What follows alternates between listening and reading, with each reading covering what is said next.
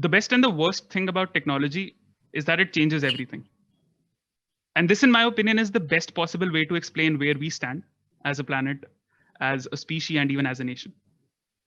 Robert Cowley, a famous historian and a philosopher, says, and I quote, "We are the product of a past which could have changed our future had it not been for our contention to do better, to be better in that present." Allow me to explain. What Robert Cowley is trying to say here is that had it not been for that competitive nature, which is enrooted deep in our mindsets, as a nation and even as other entities, the world today would have been totally different. It's actually this nature of competitiveness, if I may call it, that has brought us this far, that has given us the progress that we call it today. And I want you to look at it this way, that industrialization throughout different parts of the world wasn't just a chapter in the national history of that particular nation. It was basically a race to be better at something which the other country or the other nation or the other entity is already better at. And so were all the other cold wars, call it the space war, the energy, the war towards renewable energy, or the energy crisis that exists today, the space war, and hence the war to the nuclear arms race as well. All of these milestones, if you may, exist and change the world today as we know it, because technology changed everything and even changed the way we looked at each other as nations. On this note, good evening, ladies and gentlemen. I am Mahavir Singh. This is Thapar MUN Society. And today at the second edition of Samvaad, we have amongst us a prestigious personality. And I'm honored to introduce to you Ambassador Smita Purushottam. Ma'am, we're honored to have you here. And we're looking forward to interacting with you and for you to share your impeccable knowledge and hard work in the field with us. Madam Ambassador is one of the most admirable IS officers we have had in our country. She has served as the ambassador in Venezuela, Switzerland, Liechtenstein, and the Holy See.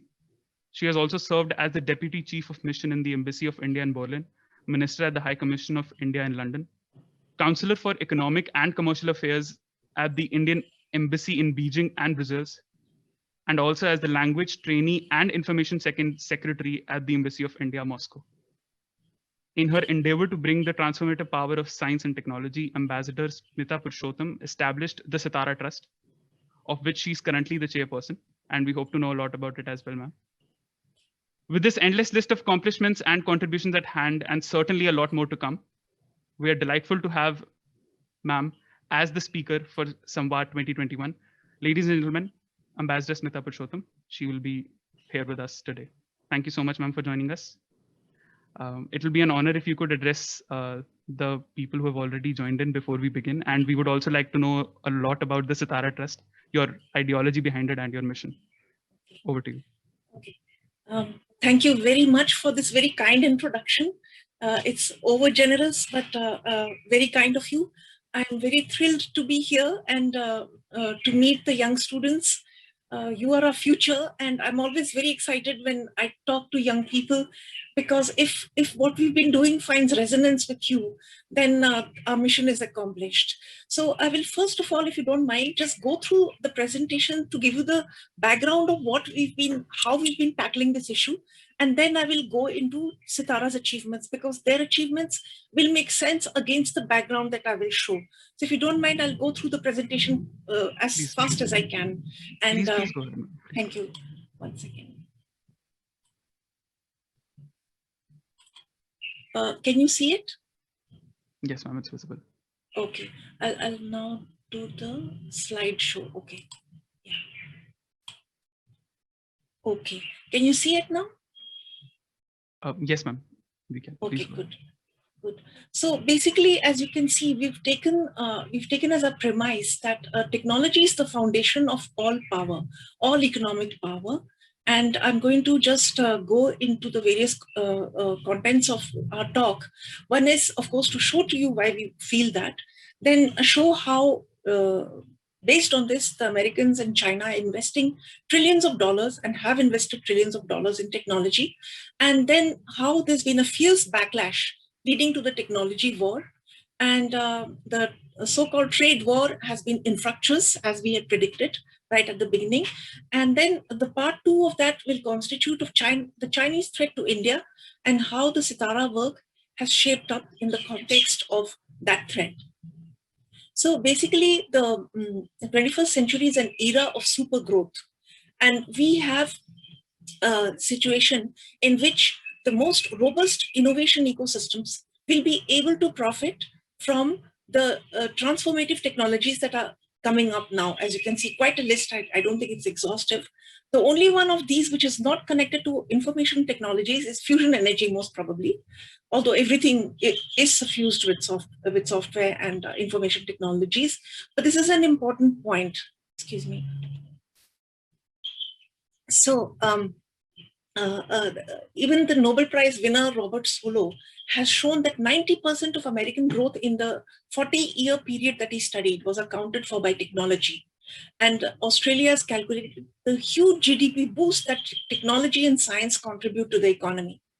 So it's also not a coincidence that the richest nations have sustainable high-tech economies which can yield high-value jobs, well-paying jobs, and produce premium exports which command very high prices in the international market. And therefore, the terms of trade keep going against countries like India. You can see that our R&D share is very low in GDP. And this shows up very much and very painfully in this graph, in which our GDP, nation of 1.4 billion people, is a tiny fraction and is below that of Germany, Japan, and of course, China. So ironically, the other thing that we have been trying to focus and inform our government about is that the rich countries, they have always had industrial policies, whereas they preach exactly the opposite to us. They thrust neoliberal ideologies on us, telling us we should not support R&D, we should not, in fact, the WTO plus agreements have actual injunctions against any kind of government support, for industrial policy. And these technologies, for example, in America, were birthed by government entities like DARPA, like InQtel, which is a CIA agency.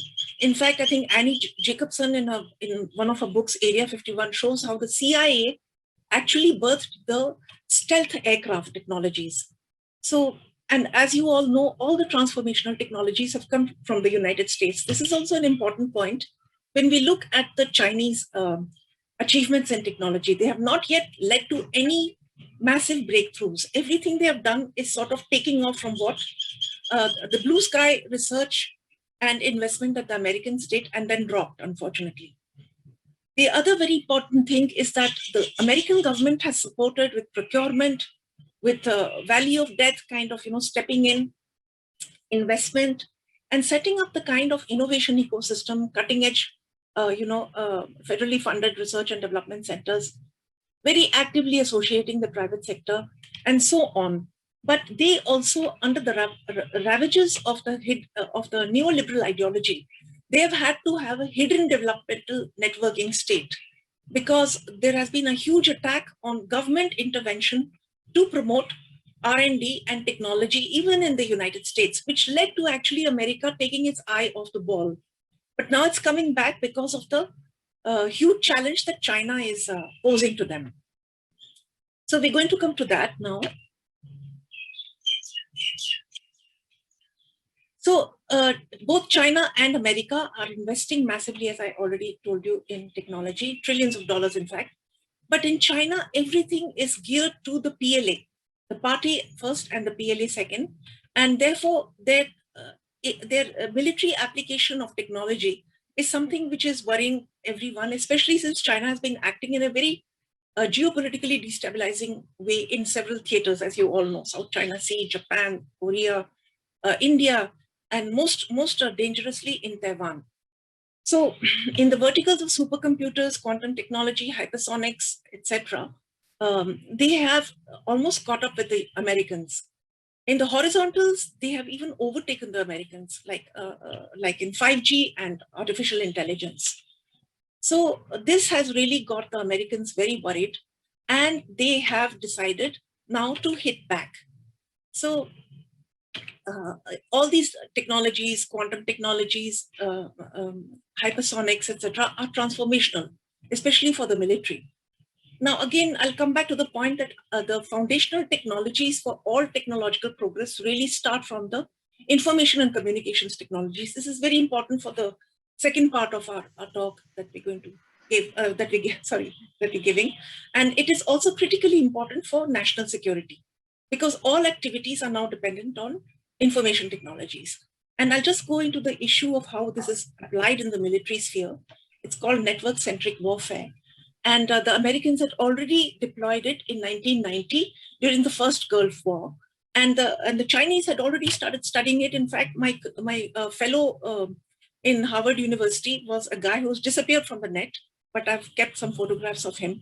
And he was studying the Gulf War and how the Americans had deployed the global information grid. You know, you are engineers, I don't have to tell you.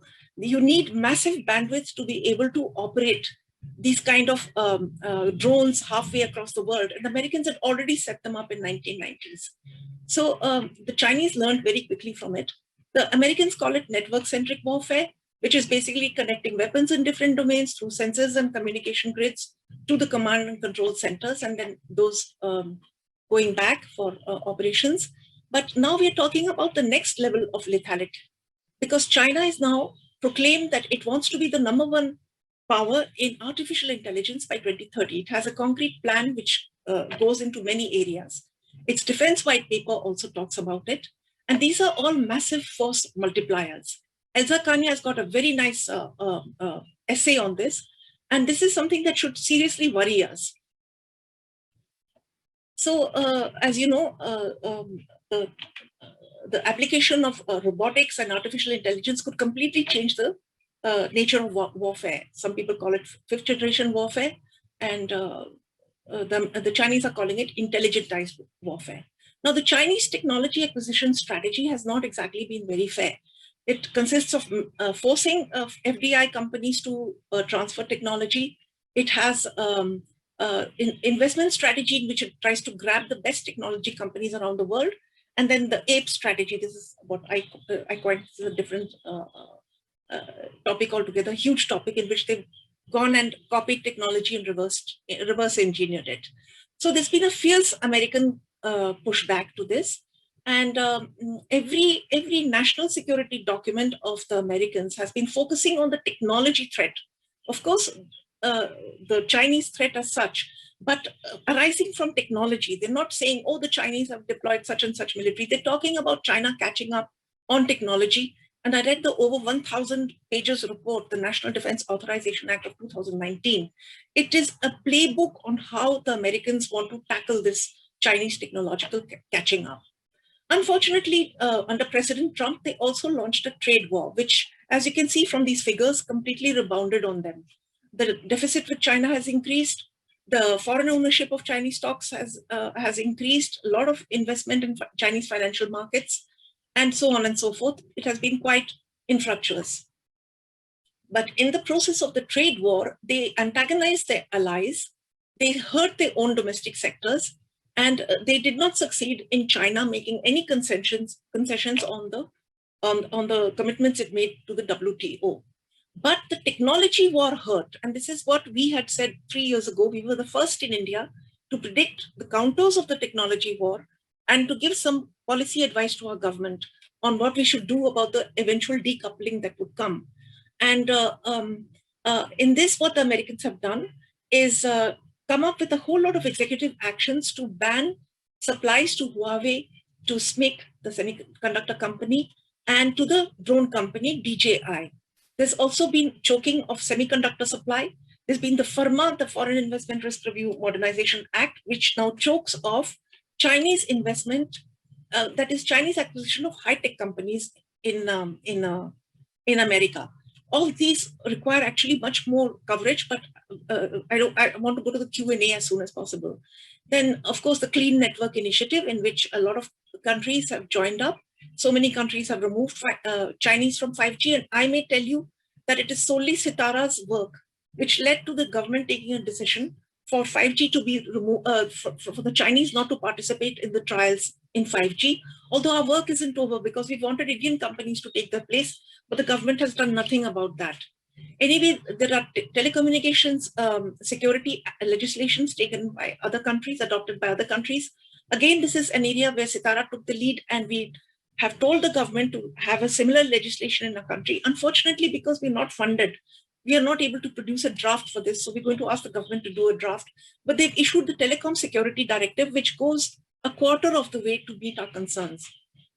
Now, chips, as you know, the Chinese are hugely vulnerable on this.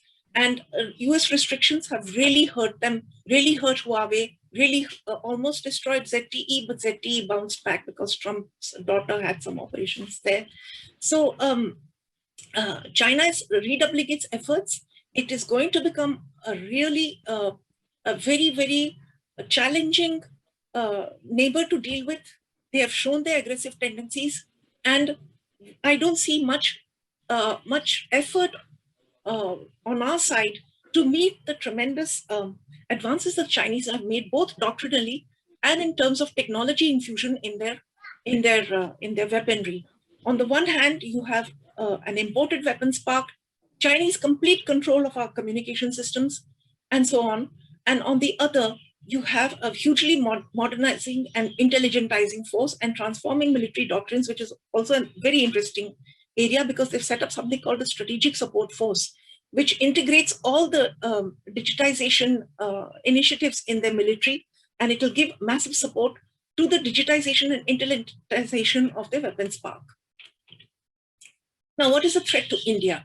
There is the threat to India is that we, first of all, unthinkingly signed the Information Technology Agreement and killed our nascent electronics industry. Some of it has survived at a very low level.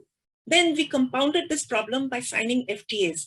Now, there's no harm in opening up to foreign countries as long as you have a strong industrial policy to promote your internal R&D. Moreover, we have a very corrupt procurement system, and you can see how we have completely, this is also a huge topic, and we've taken this up time and again with our government, how, and this goes on, by the way, how tenders are corrupted to favor foreign companies. That means no jobs in India, basically. All our talent is going abroad. 80% of India's networks, telecommunications networks, are shockingly in Chinese hands. And this would have been exponentially increased if Chinese companies entered 5G. And one of our members has said that smart city infrastructure, government campus networks, airport and railway infrastructure, and so on, are all being gifted to foreign companies. So then we wonder why we continue to be poor when you're giving away everything to foreign countries. There should not be too much wonder at this. And this is what Sitara has really been fighting. So here is just a list of the cyber attacks that we've been able to get from open media sources. And of course, the huge Bombay power outage last year, which Red Echo has said that it was initiated in China.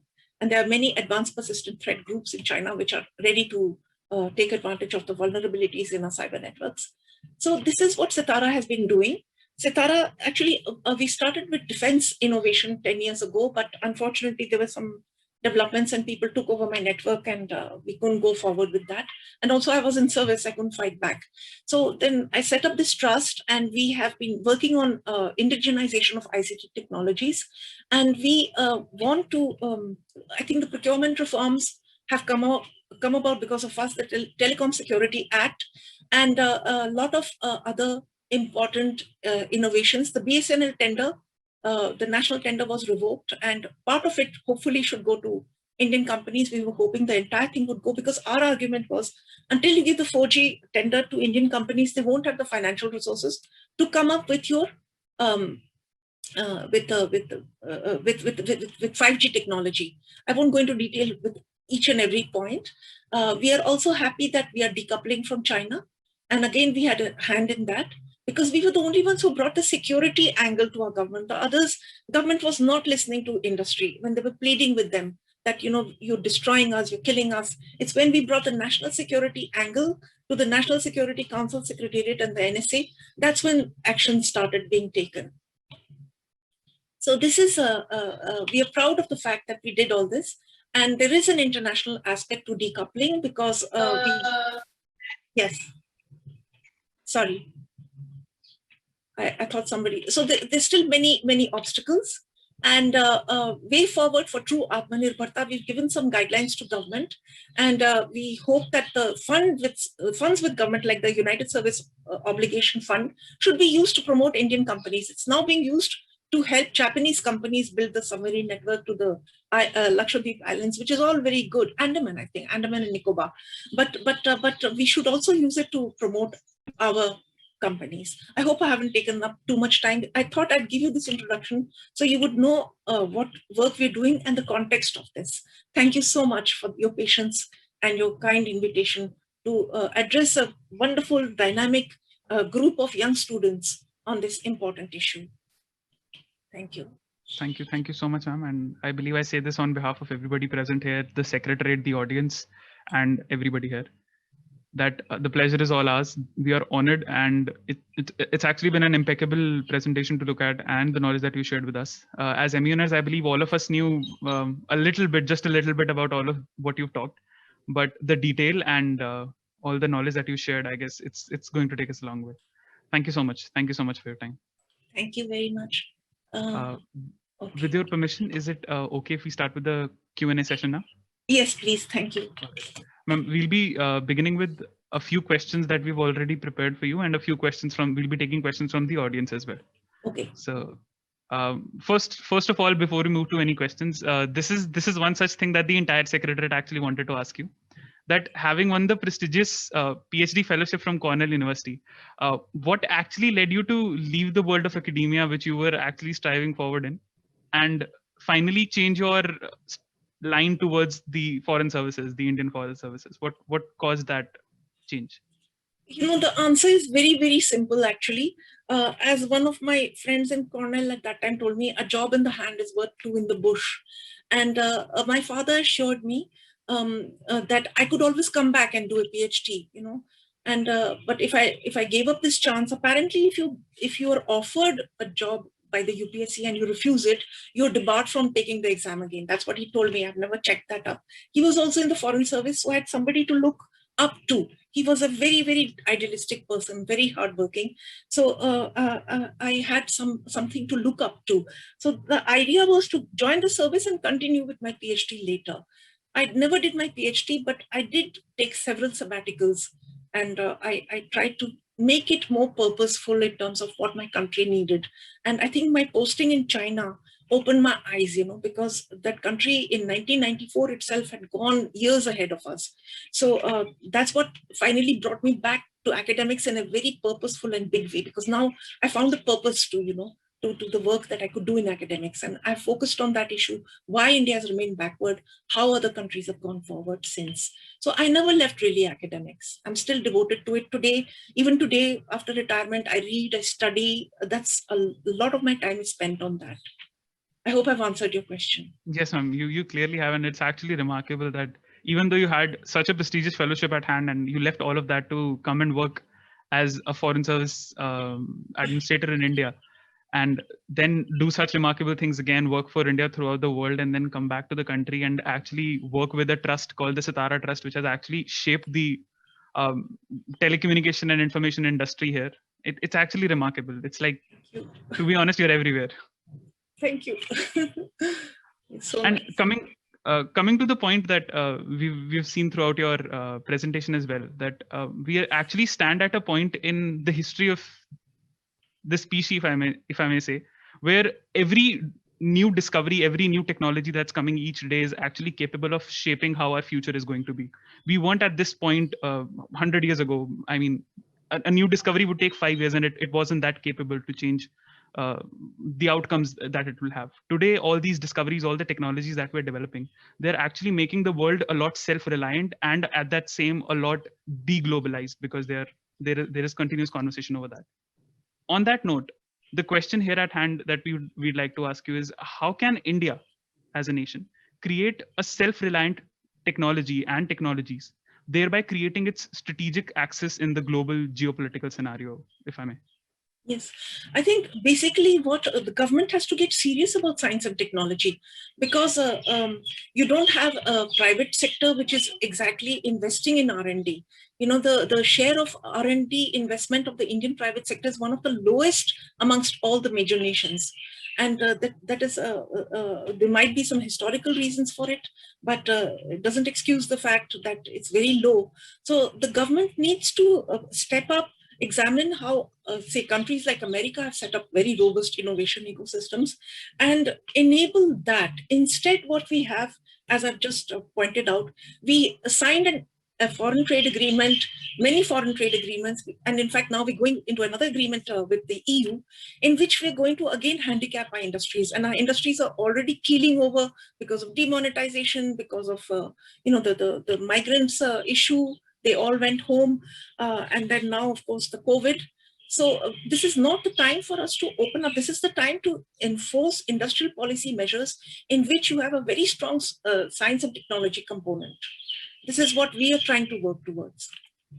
Ma'am, why is that China, as a country who saw industrialization in the early 1950s under the Mao government, and India, who saw the same amount of industrial growth way before that, like 50 years before that, in the start of the 20th century itself? Why is that there is a disparity in the industrial growth that we are seeing right now and the unprecedented industrial growth that China has seen, even though the industrialization in China came 50 years prior to the industrialization in our country? So this is one of the subjects I've been studying for a long time, and this is what I was trying to answer for myself. Basically, Deng Xiaoping, Mao, of course, destroyed China in so many ways, and it was really under Deng Xiaoping that China got back on its feet. And Deng Xiaoping did not, and the Chinese technocrats, I mean, their leadership is technocratic, it's not like ours. And under Deng Xiaoping and subsequently, they were completely devoted to make China number one. So, that completely one-track minded every policy, and none of them were copied. I remember writing an article many years ago in the 1990s after I returned from China. I said, copycats don't catch mice. That's a take on what Deng Xiaoping used to say, it doesn't matter what color the cat is, black or white, as long as it catches mice. I said, copycats don't catch mice. What we do is we take something from China. Okay, foreign investment is excellent. We don't see how China used and at what stage of its development and how it used foreign investment, how it calibrated it, how it tweaked it to serve its interests. The Washington Consensus tells us, open up, liberalize. Only the countries which have very strong industrial sectors, they can afford to open up and liberalize. We need to first make our industrial sectors very strong. Now, we never did that. We didn't modernize and so on. So instead of copycatting, let us have our own mind. Even today, you don't find that. You find knee-jerk reactions. You find constantly failed policies being implemented and deepened. So where do you go from there? And our economy continues at this tiny little fraction of China's as a result. And all our talent is going abroad. The Americans have just published 2 reports on artificial intelligence and semiconductors, in which the bulk of the talent is coming from India. In fact, if I get a little personal, many years ago, I was in America, and my young cousin asked my mother, who was giving him some tutoring in math. He said, "You are so brilliant. You're so good. How come India is so poor? So Indians are so brilliant." It's a very good question. Indians are brilliant, but our country is so poor. Sorry, I get carried away. Fair enough, ma'am. We'll shift it a little. I actually came across this slide in your presentation as well, which talked about how technology and geotechnology is shaping warfare in the present arena and in the present era. And coming to that point as well, we saw India and China getting at a tussle, if I may call it, in the Galavan Valley recently last year as well. And of course, there is a continuous threat from the neighbor that we have at hand. So considering all of this cruciality and the cruciality of the 5th generation warfare, how do you think India can develop its capabilities in this arena and win this war of narratives? I don't know if it's just a war of narratives. I mean, it's a war for technology. We have to invest in technology. The Ministry of Defense has now started implementing Atmanirbharta, but the Ministry of Defense is broken up into a whole lot of siloed, departments which don't pull together. We've had many meetings with them, and they always promise us that they're going to take, action to induct modernize software, artificial intelligence, use it for their operations, for example, terrain mapping, etc. But nothing ever comes of it. But having said that, we have been focusing on ICTs, and because of COVID, we have not again gone back to the Defense Ministry, and we feel that a lot of good work is being done by them. So I need to now get back to the Defense Ministry and interact with them and see what all they're doing. Our only caveat is that the Defense Ministry doesn't talk about structural transformation. Appointing, say, a few military officers to joint secretary position is not structural change. For example, we've had to junk our offsets policy. Defense offsets are working in every other country except in ours. I could go on and on. There are so many things we could do, simple things that would help. For example, we have a defense acquisitions policy. We don't have an active defense production policy. We don't have any procedures for that. The Americans, many other countries, because I attended a very interesting seminar on this at the University of California in San Diego, and all other countries have defense production policies starting with research and development. And then at the end is the acquisitions. So it's all, domestically oriented. Ours is acquisitions, it's all import oriented. So how are you going to build that capability to fight off an adversary like China when you're going to be so import dependent? It's okay, you're getting a few, nice gadgets, but if God forbid there's a war and something crashes or they wipe out through an electromagnetic pulse and we have no domestic production capabilities, what are we going to do then? Besides, there's no trade-off between guns and butter. Guns lead to butter. It leads to, greater economic growth, great multipliers. So basically, we want India to be a country which is Atmanirbhar, but we basically don't have the right institutions in place to do that. Yeah, or the policies or the will, a lot of talk. Yeah. All right. So since you've been working so closely at this entire Indo-China relation and everything, do you actually see a possibility of a Sino-India collaboration in terms of research and development in military? Is it possible? Is it very far-fetched idea, or is it possible in the near-time future or anywhere? I don't think it's possible because of the attack last year. And not just that, I had this suspicion right from the beginning. Although I admire what China has done, and under Deng, under Hu Jintao, it was what I would call a kinder, gentler place. Apart from the Tiananmen, of course, which was horrifying. But I feel that right from the beginning, I had a hunch that being an authoritarian society, being so focused on being number one, China would not.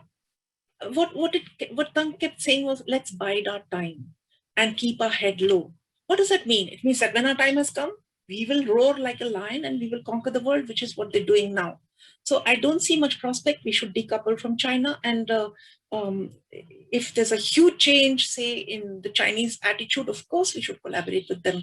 I'm sure that, all peoples are good, basically. They can be indoctrinated, to be anti-India or anti-whatever. But if the leadership provides the direction, I'm sure there could be friendship between the two countries. But still, it's a far-fetched idea. You don't see it happening anytime soon. It's actually something which is actually. I'll tell you a small anecdote. When I was in China in the 90s, the aerospace company AVIC had approached us for collaboration on the mid-seater aircraft to work together. And unfortunately, that didn't work out. Maybe at that time, it could have led to a détente between the two countries. But I do believe it was even impractical around that time because the Chinese were, after all, helping Pakistan with the nuclear capabilities. So I suppose it wasn't even possible even at that time. All right, fair enough. We have one last question before we open the session for the audience to ask you a few questions as well and for them to interact with you. And for this question, I'd like to open up the entire debate, also bringing in the other world power, which right now is under discussion in the United States. So given the recent change in governments in the United States, do you think that the Joe Biden administration will continue the anti-China attitude that the Trump government had, or will they be more aggressive towards Russia instead? Oh, very interesting question. First of all, they're continuing Trump's policy, but in a more targeted, thoughtful, and consensual way. They're trying to involve Congress. There is a Semiconductor Act that Congress is working on. And fortunately, President Biden is helped by the fact there's a bipartisan consensus on this, which I've been pleading on Twitter that there should be in India. People should unite against this huge danger that we're facing, industrially, technologically, etc. The Americans are even talking about the resurgence of industrial policy and so on. So I think that President Biden has taken quite a few measures already against China, and every day I'm collecting more and more information on that. I haven't put it together, but I don't see them rolling back, because as in fact I had predicted 3-4 years ago, it's the technology war that they're fighting. They're not really keen on fighting a hot war or even a trade war. I think although President Biden will have great difficulty in rolling that back, because there is a lot of apprehension that he may go soft on China. So he may find it difficult to even roll back the infructuous parts of the policies launched under President Trump. But on technology, they're as firm as the previous administration, and they may actually be firmer as they go along in future. As far as Russia is concerned, they, right from the beginning, I have not understood American policy towards Russia. I do understand that they were antagonists during the Cold War, but Russia is no longer a threat. After the Soviet Union broke up, after the states, seceded, Russia is not a threat. Of course, it has a huge nuclear arsenal, but they had a window of opportunity to bring Russia alongside.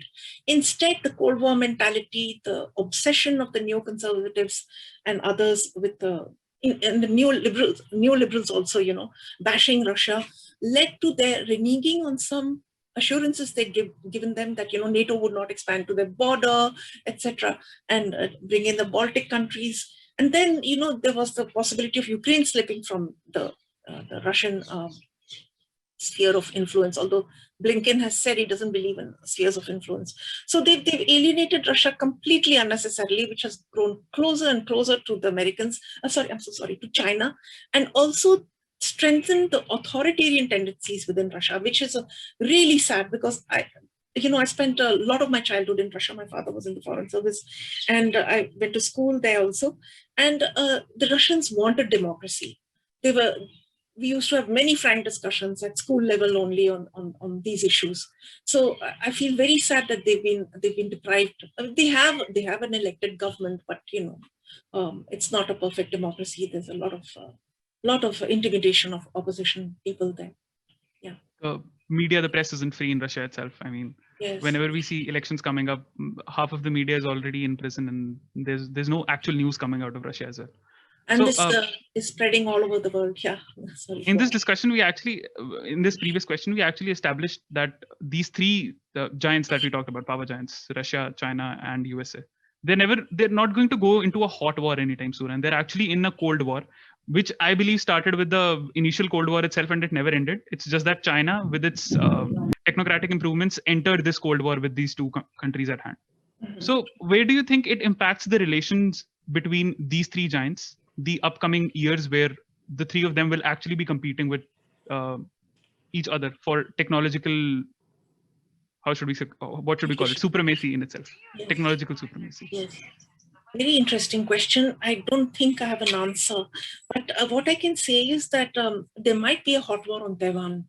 Everyone's on tenterhooks about that, because Taiwan is the headquarters of the best semiconductor facilities in the world. So people are really, I'm so sorry, on tenterhooks on that issue. About technological leadership, I don't think even now there is anything to beat the American ecosystem. I mean, for example, brilliant people from India are going there. What brilliant Indian will go to China? So the Chinese, as I also pointed out, they've gone very fast and they've caught up with the Americans in many key areas, but they're still copycatting, isn't it? I mean, they in the sense that they've gone ahead, they've done a lot of improvements on their own, but on some key issues like semiconductors, on aircraft technology, they can't make that breakthrough. So for the sake of the world, because now that we have President Biden, who's a Democrat by instinct, by nature, by implementation, we need America to win this particular race. I won't go so far as to say that we should sacrifice our national interest for that, never. But we need America to come out a winner in this. Russia has tremendous technological capabilities, brilliant scientists, but again, the ecosystem, in which the incredible ecosystem the Americans have, a strong private sector investing in R&D, huge funding, and so on and so forth. They don't have that. So I assume the Americans will continue with their leadership, but can't say, with other countries focused on overtaking them, I really can't predict the future there. Thank you. Thank you so much, ma'am. We still have a few questions left. With your permission, is it okay if we move to a Q&A session with the audience? Should we open it up? All right. We'll come back to these questions later on. Right now, I'll hand over the stage to Jayesh. Jayesh, are you here? Yes, thank you, Mahavir. Please go ahead. So, all of those who would like to ask a question to ma'am, please use the raise hand option in the Zoom chat. Yeah. So. You will moderate, right? Yes, ma'am. Okay. So, I'll choose Amal Srivastava. Go ahead, Amal Srivastava. Am I audible? Yes. Yes. Okay, so my question was regarding AI. So the fourth industrial revolution is along the lines of AI. If we invest in AI, it would put India in a dilemma as our population is increasing and AI puts a lot of people out of jobs as it automates a lot of different processes.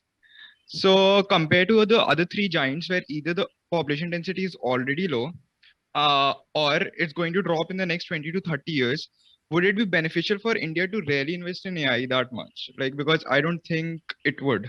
Okay, excellent question. And I'm sure this is a huge dilemma for everyone. The thing is that, you see, AI, yes, it will displace people. For example, these chatbots in BPOs may be able to take some tasks over and some other basic functions that they could take over. But AI will improve the productivity of the manufacturing process. And it could also increase the efficiency, which will create greater jobs, which will lead to multipliers. So I'm not afraid of AI really displacing jobs in India. If all other countries are going to use AI to become more competitive, we will need to upgrade to that. But the first thing we need to do is to have a proper manufacturing industry. We are still stuck. We're talking for decades about improving it from 15% to 25%. We're still stuck at 15%. So the danger is not AI. The danger is a failure to industrialize. That's my view. Thank you, ma'am. Moving on, I choose Rajansh Vashisht for the next question. Go ahead. Good evening, ma'am. Ma'am, nice. It was a very nice presentation and the knowledge that you gave us. I am a part of NGOs, some NGOs, and I teach poor kids for free, right? Okay. Yeah. All over India. Now, what do I feel? And I'm an engineer as well. So, what do I feel as here when we talk about technology in India, ma'am? The kids in India, एक गांव के बच्चे को TikTok चलाना आता है, but he doesn't know what is atomic fission or fusion, right? But when we are talking at a global level for technological development in a country which grassroots level is so low, how do we think that it will improve in the future? Right now, we are forcing it to do this, do this, do this. But when it comes to basic things, the basic in India is wrong. The knowledge, the education is wrong. So how can we compete or even think to do it in China and US? I completely agree with you, and I mean, there are so many things in India which make you very sad, because I want to teach young people like you're doing, and I really commend you for what the work you're doing, because when I try to teach young children, I mean, I'm not doing anything like you, but if people who are working in our house, their children, there's zero capacity to understand what I'm saying. And the schools, even third graders, fourth graders, they haven't learned anything in their 4 years. Forget about the people from 10th grade. 10th grade kids have come to study with me, except for one kid out of 5 that I've taught. None of them had understood anything that had been taught to them in their school. So I agree with you, it's a massive problem. But again, I go back to this thing, people like you, for example, I mean, engineering students, etc., will leave India en masse because we don't have any a proper manufacturing sector here. The minute people find an incentive to stay here and increase productivity here, there'll be a pull, and upgrade our technological systems. There'll be a pull factor on our education system to produce critical thinking people, people who can work with their hands. For example, my last posting was in Switzerland. I tried so hard. And because I understood a bit late in life the importance of vocational education, the Swiss and German systems are so incredibly innovative, because a huge part of the education system is based on vocational education, which is not looked down upon. The CEOs of their major companies have all come through the vocational education stream, and the vocational education institutes are as good, if not better, than engineering institutes, because I found a few of their CEOs telling me that the people coming from some lower level engineering institutes, they could not use them, they had to retrain them again. Then I tried to get some collaboration going, because the government had announced skills, this, skills, that. And I found so much corruption in our skills ecosystem. The secretary, the joint secretary, the minister, they all came to Switzerland just to have Matagashti, you know. And if this is the situation, where do you start? So that's why I keep coming back to technology, towards industrial upgradation. That's the only hope for India. When we are going to invest in a manufacturing sector, then there'll be a pull factor on the education sector to produce those kind of people, because now you have people who want to go for those jobs. People like you will stay back in India, and you will then teach these people on the job how to do. You will become CEO of a great company, engineering company, which has good prospects in India. I mean, because of the procurement system in India, we give all our contracts to foreigners. I'm telling you, this is what's happening. We've gone into so many contracts and so many tenders in which the specifications are Magic Gartner, etc., for idiotic purposes. You don't need the Magic Gartner for those kind of things. $1 million certifications. So this is where we need to start, in my view, because the education system, apart from a few good initiatives like in Delhi, and I suppose in South India, I don't know what the situation is like in Punjab. Sorry, I'm sure it's good, but I don't know what it is like there. You know, it's improving in Delhi, and again, decades of neglect is not going to improve things overnight, but at least the facilities have improved. And hopefully the motivation of the teachers also will improve to give more to society, because the teachers also are absconding and not teaching. Sorry, Yes. yeah. Thank you, ma'am. So I'll choose Rakshit for the next question. Rakshit, are you there? Hello. Yeah. Ma'am, is Indian government has any strategy to deal with China's salami tactics as of now? China's what? Salami tactics. Salami yes, okay, salami slicing. Okay, we have, according to some defense experts, we have conceded a territory in the Kailash range to China, which we had occupied, as you know. There was a stealth operation and we'd taken over the ranges, and then apparently in the last round of talks, we have given that up. But I think China may be now on its guard, because they did not anticipate perhaps that the Indians would react so fiercely in Galwan Valley. So let us hope that the bravery of our Jawans will keep them on guard. But what I'm afraid of is, with the technological developments that they are undertaking, how much harm they can do, you know, sitting from far to troops which are not equipped to deal in the same level of lethality. That I'm worried about. And ma'am, is there any active cyber security defense organization under Ministry of Defense in India? Because as of now, like banning 200 apps after the event is not good if they made and implement the good policies earlier. See, our view is, and even people like Snowden, etc., have shown that, you know, all the equipment coming even from America has backdoors, you know. So we have been pleading that, first of all, there is a cybersecurity organization, the National Cybersecurity Secretariat, under the National Security Advisor, not the MOD. And they have been very receptive to our message. In fact, they are the ones who initiated the procurement reforms, etc., when we showed to them the huge national security danger in allowing the Chinese to take over our networks. They're the ones who took action, not the line ministries, not DOT, not anybody. MeitY, in fact, MeitY and Niti Aayog are giving contracts left, right, and center to foreign agencies, to big tech, which is very damaging to our long-term interest, not only because they all have now access to sensitive government data. I don't understand where this is coming from, but also because once you give over all these platforms to foreign companies, you will not allow Indian app developers to come up. They'll just be subsumed, they'll be bought over, and all the IP, etc., will go with them. So we have been saying that, and we have these companies in India. We have excellent cybersecurity companies in India, but government doesn't procure from them.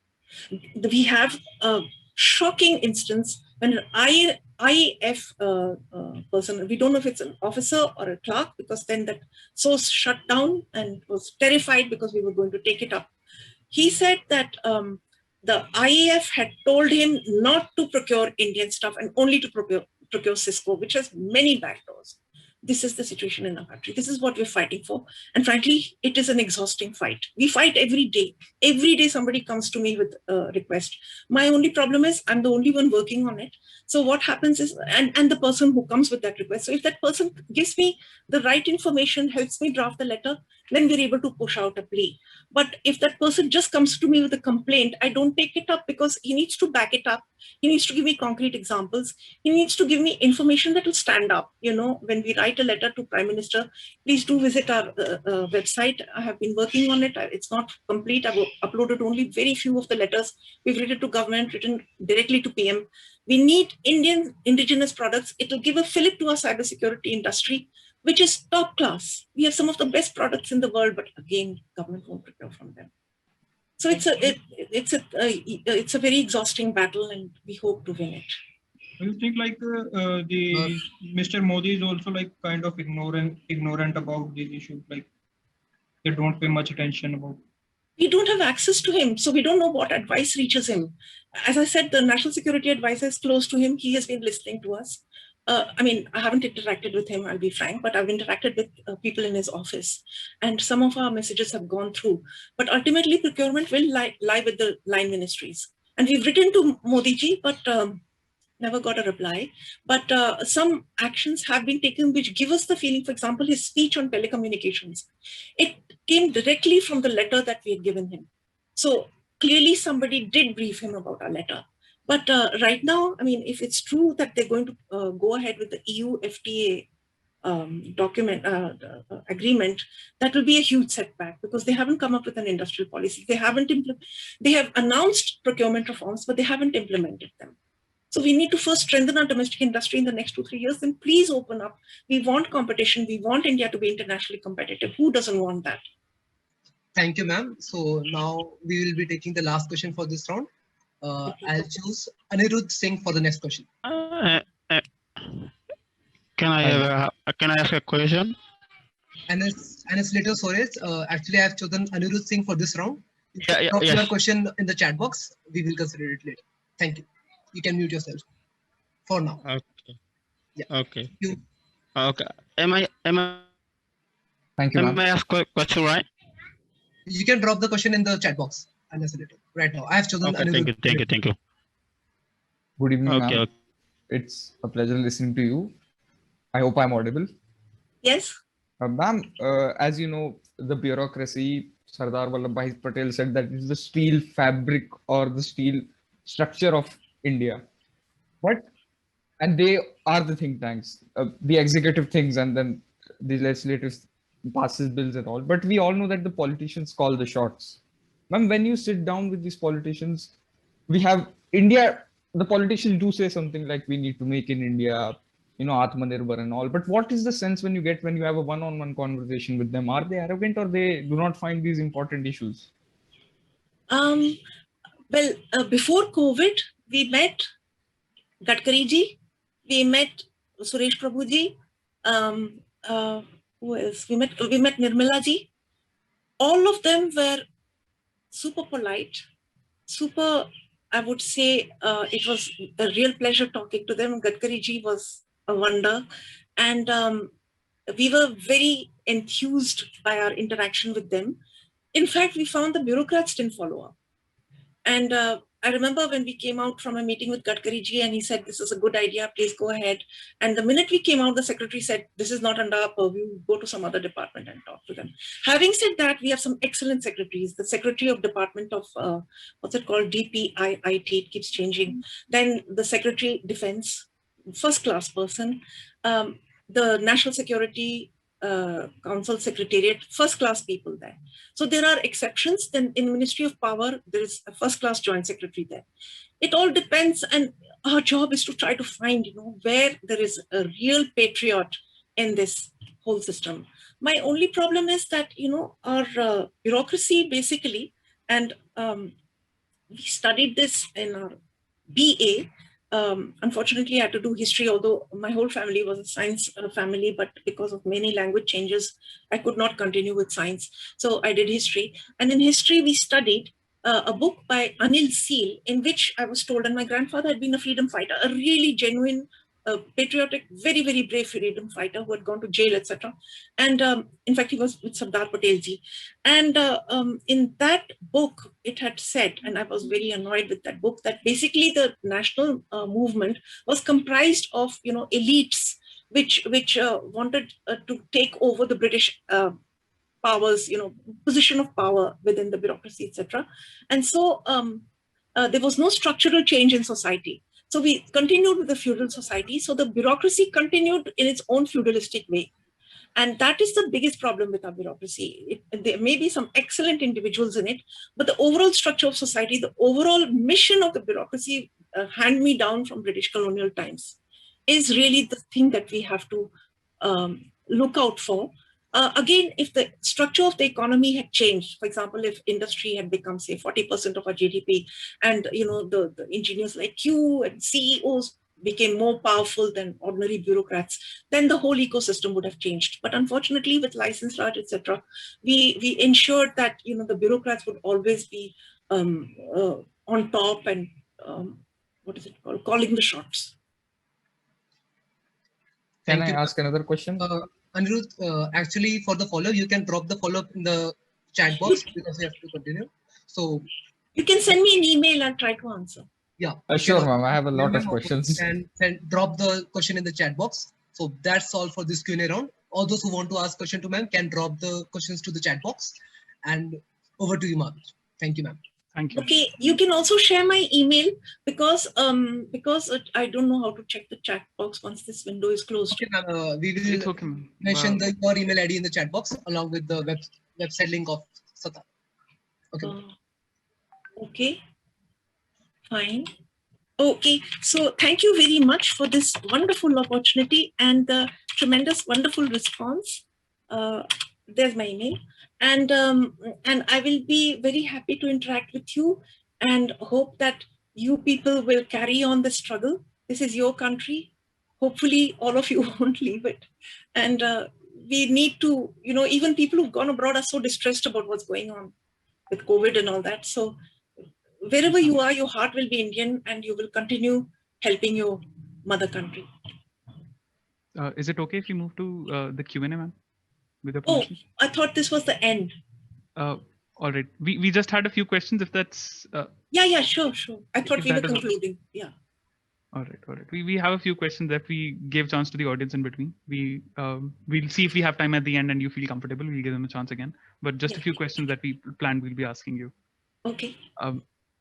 Ma'am, observing the recent resistance that we've gotten from the White House and the Biden government when it came down to getting back raw material for the COVID-19 vaccine, do you think India should actually be looking for other countries as a reliable partner, as a better option? Maybe Japan or any other country that comes to your mind?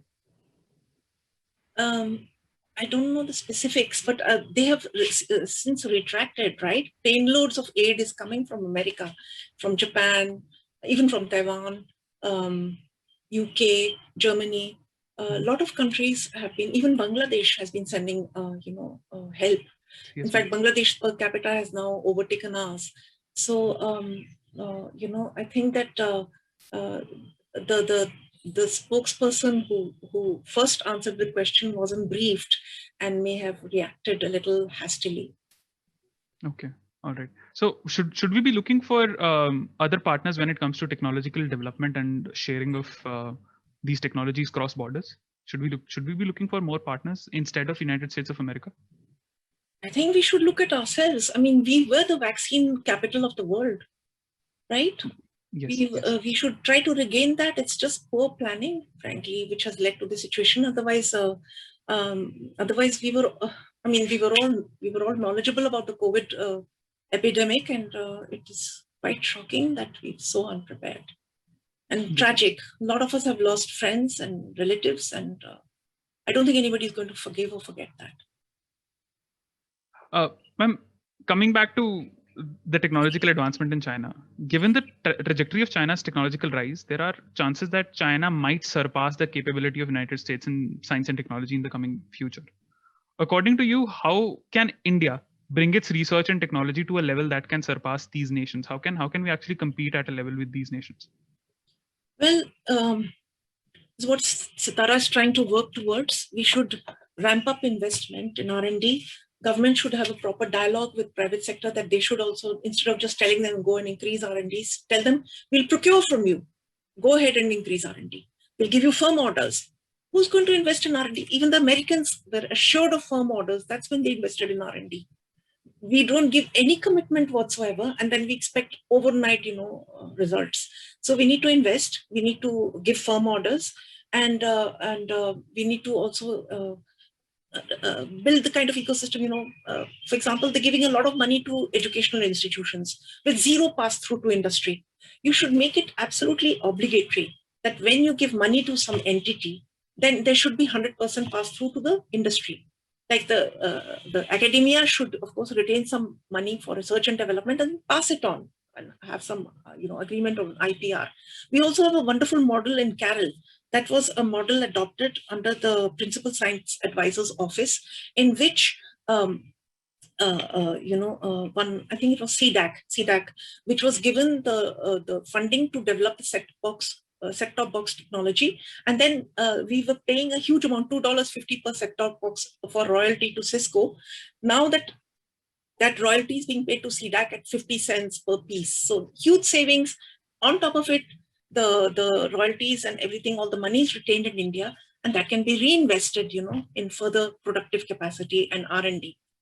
So that's how we need to go about it. So do you really think that the Quad countries, which we call the United States, Australia, India, and Japan, do they have a role to play in this entire scenario where India becomes a country which is competing with the likes of United States and China? Does the Quad play a role in it? At present, the Americans want our cooperation because of the challenge that China poses. But let us not make any mistake that that old adage that there are no permanent friends, there are only permanent interests. We should keep our interests paramount. We should develop ourselves as a technology country, high technology country, and definitely we should participate in the Quad and work together to contain the aggressive tendencies from China. And also, one small follow-up question to that: Russian Foreign Affairs Minister Sergei Lavrov, he called the Quad an Asian NATO. How justified do you think that is, and how do you think should India be actually committed to an idea of an Asian NATO and put Russia's interest at harm, even though we use a lot of Russian equipment ourselves? You see, I don't think it's really developing into a NATO as yet. But definitely we should not antagonize Russia. It's been a good friend to us. I was in the Soviet Union in 1971, and I saw at very close quarters, how much help they'd given. My father was the only Russian-speaking officer in the embassy. He was deeply involved in formulating the Indo-Soviet Treaty, and I can never forget the kind of help they gave. And throughout, we've been very dependent on the Russians, who've come to our aid again and again in difficult situations. So we must find a way to keep them on board. At the same time, we should distinguish between and perhaps explain to the Russians that we have some vulnerabilities, in the ocean-facing part of India. Our relationship with Russia is basically on the land borders, and because of China, etc., as a Eurasian power. So these distinctions have to be explained to them, and perhaps we could also play a bridging role between America. I had made this suggestion, that we should play a bridging role between America and Russia, between Japan and Russia. And recently there was a trilateral meeting between India, Japan, and Russia. So I'm hoping that suggestion had gone through. In fact, the person who joined the National Security Council Secretariat from our ministry had positively noted that suggestion at the heads of missions meeting where I had given that suggestion. So I think that's the way to negotiate and navigate this particular conundrum. You worked very closely to developing a thesis that India could overcome the Chinese colossus in the early 2000s. Based on the current situation, where do you think we're heading towards? Are we heading towards that goal, or have we actually deflected a little from it? I am deeply mortified to tell you that we have regressed massively from that goal. When I wrote the thesis in how big was China's economy compared to us? Maybe twice as big. Now it's 5 times as big. So unless we have a massive change in policy orientation and implementation, I don't see any signs of that. We have proclamations only, very little implementation on the ground. We've got some very good policies now on procurement, domestic reform, etc. But don't see much happening on the ground. Ma'am, there's just a final question from our end, and it's actually related to the crisis at hand that we're seeing right now. Since the past year, COVID-19 has been a devastating and has had a devastating impact on the world and the country. And God help us, let's transcend this with the best possible way that we can. But it has spread to an extent that I believe it's justified to ask, what major effects do you think that this pandemic will be having on our relations with China and all the other countries, all these giants that we've seen? And do you think that we'll still be a major key player in the market once the COVID pandemic ends and all its effects on our economy are adjourned? Do you think we'll still be a key player in the market? Yes, I think so. I mean, right now, very adverse.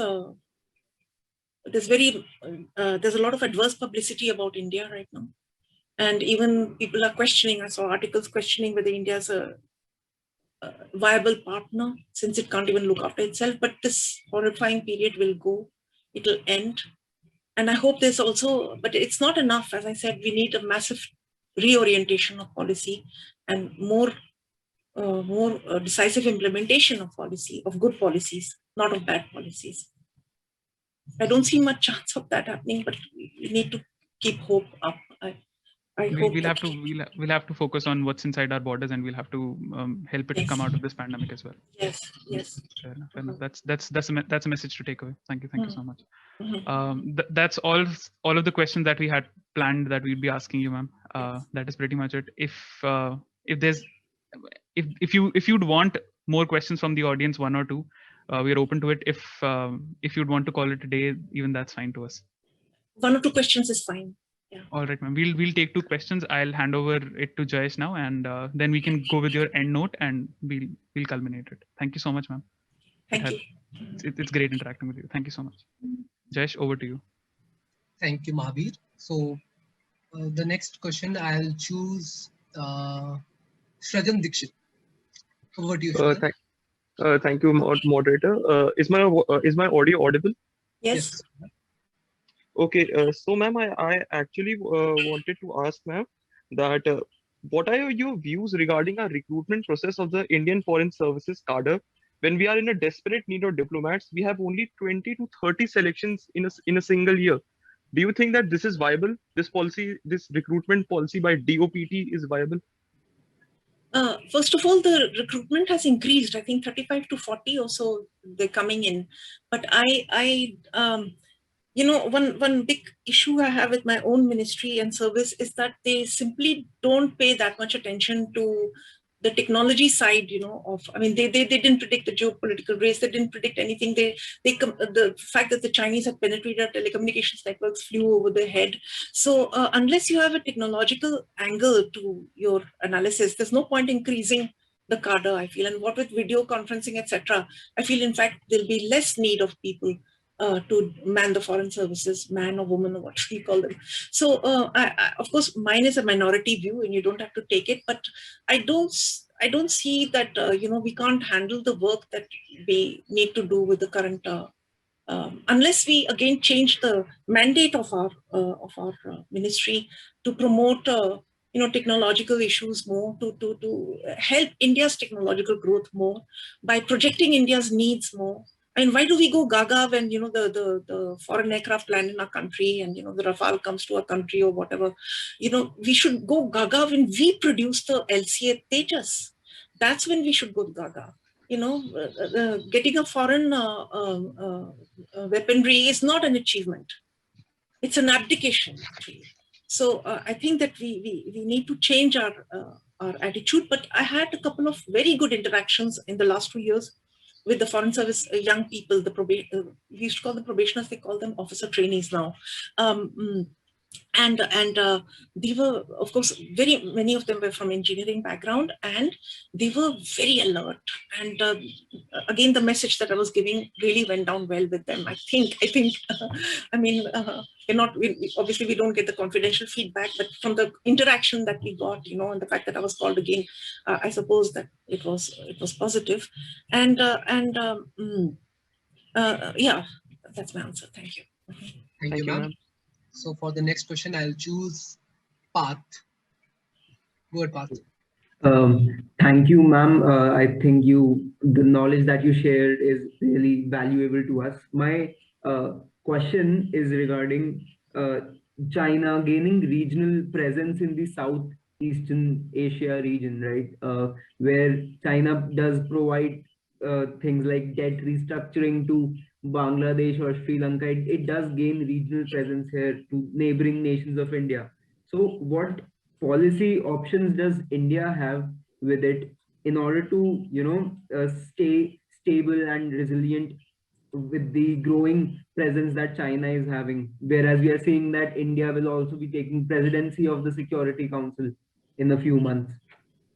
Yes, our neighboring countries are extremely important for us. And I would say that we should have a more generous attitude and try to integrate them more, say perhaps through a free trade area. This is one free trade area I would support, because we need to integrate them. We should have free movement of peoples. And, you know, we should not have so many issues, you know, with different you know, religious denominations, etc. Once there's free movement of people, then there will be less incentive for people to resettle in India. People will be happy staying in their country. For example, Bangladesh, you know, they have a high, I'm not talking of Pakistan, please, not Pakistan, never. But Bangladesh, for example, has a higher per capita and better human development indices than us. So gradually we'll find Indians going there, in fact. So, you know, let us, and this way you neutralize a huge security threat. The whole idea behind, you know, the emergence of Bangladesh was that at least on one flank, you know, we'd have less security issues. But now China is penetrating, as you rightly said. So we need to counteract that with a more imaginative and compassionate and more economically generous policy, which I think we are moving towards. But again, I mean, we need to do more. Thank you, ma'am. We will take the last question of Anirudh Singh. Anirudh, thank you, moderator. Ma'am, this is a very, you know, domestic issue, like it's not pertaining to foreign policy or anything. Ma'am, as you know, India has always had a battle between public and private sector. We had the whole nationalization time during Indira Gandhi government, and then we had LPG, and now we see this government privatizing things. Ma'am, what's your take on this public and private sector? Yeah, you know, the public sector has done a lot of good in India, and I suppose that if it's loss making, there is some justification in privatization of non-strategic assets, definitely, and areas where government should not be present should be privatized. I'm not very rigid on that angle, but in strategic areas, and where the public sector has been making profits, there is a zero justification for privatization. I feel that in every sector also a balance between the presence of public sector and private sector would be good. But again, a little more direction should be given to the public sector, for example, to invest more in R&D. That's when it would really serve the public interest. So there are many things that one could go into and you know, come up with a balanced policy, not this heedless type. For example, I read somewhere that some very strategic port assets were going to be sold to a foreigner. Please, even if you're privatizing, please privatize to your domestic people. Don't give up assets to a foreigner, because I'm sure you know this, but the national income of developed countries is higher than their GDP. Why? Because they own assets in countries like ours, which give them perpetual, outflow of profit, royalties, dividends, this, that, and the other. Whereas India's GDP, India's national income is lower than its GDP because we don't hold those kind of assets abroad. And there's just too much flowing out in terms of reverse repatriation. So, you get a one-time inflow of FDI, which is good if you're doing it in a greenfield area, in a manufacturing area, in a high-tech area, because that creates many more multipliers. But if you're getting it in services or brownfield, you're not creating additional capacity, you're not creating additional employment. And on top of it, you're giving it away to a foreigner. So in perpetuity, you're alienating your income flow from that particular asset. What do you gain from it? So this, again, these ideologues are ruining our nation. So I don't know how many issues we can take up, frankly, we can't. The drafting, the preparation of the research is all done by me because we're not funded, we can't afford to hire people. So we need other people to join this cause and to work towards, creating a more reliant, self-reliant country. Thank you, ma'am. So this becomes the end of the second round of Q&A. All those who would like to ask question to ma'am can mail her. The email ID is present in the chat box. And over to you, Mavi, with this. Thank you so much, Jayes. Thank you so much, ma'am. It's been a wonderful session. We've really enjoyed having you here. We have been obliged and honored to have had this interactive session with you. You've added a lot to our knowledge as MUNers, as citizens who are interested in the field, and even as students. I hope everybody who was a part of it has something to take back home. I certainly have a lot of things to take back home. If there's any end note that you have for all of us, we'd be glad to be addressed. I want to thank you. I want to thank the organizers, Muskan Walia, and yourself, and everyone, Jayesh. And I'm very honored to be part of this interaction.